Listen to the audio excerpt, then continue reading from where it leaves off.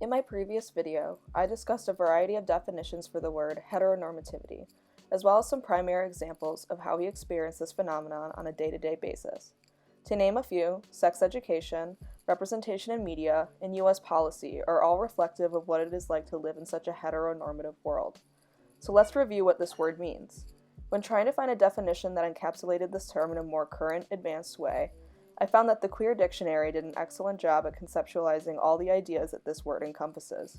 The Queer Dictionary defines heteronormativity as the belief or assumption that all people are heterosexual, or that heterosexuality is the default or normal state of human being.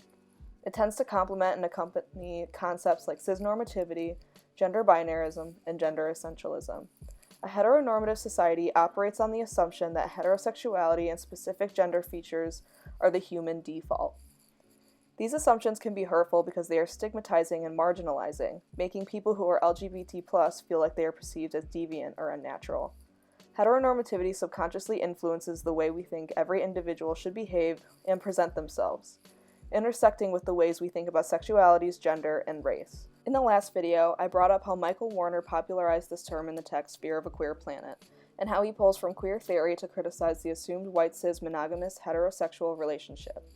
While his ideas focus more on the sexualities aspect of heteronormativity, Octavia Butler and L.H. Stalling take this idea a step further in order to highlight how race and sexuality intersect in a heteronormative world.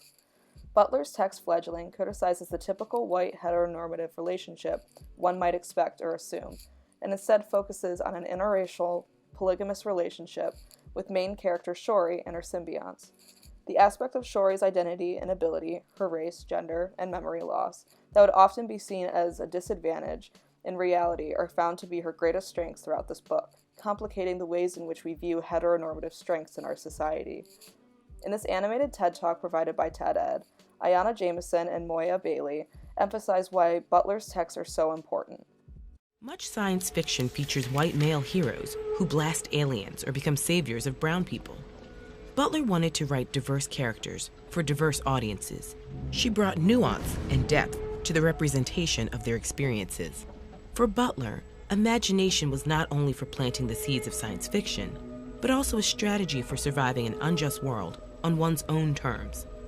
Her work often takes troubling features of the world, such as discrimination on the basis of race, gender, class, or ability, and invites the reader to contemplate them in new contexts. Butler's emphasis on contemplating the troubling features of our society in new contexts transcends over to the work of L.H. Stalling, Funk the Erotic, in the chapter Marvelous Stank Matter.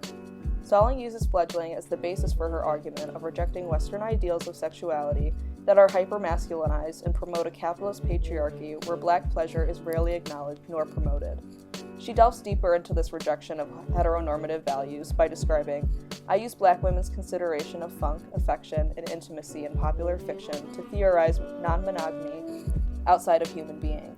These novels serve as a rejection of social categories and practices that promote ownership and possession of bodies, an emotion that inevitably are invested in maintaining the status quo of white male patriarchy, heteronormativity, and capitalism." Stalling uses Fledgling, among other novels by black female authors, as evidence that a heteronormative society is limiting and working against black women and the black population in general, and how they can experience desire, affection, and love.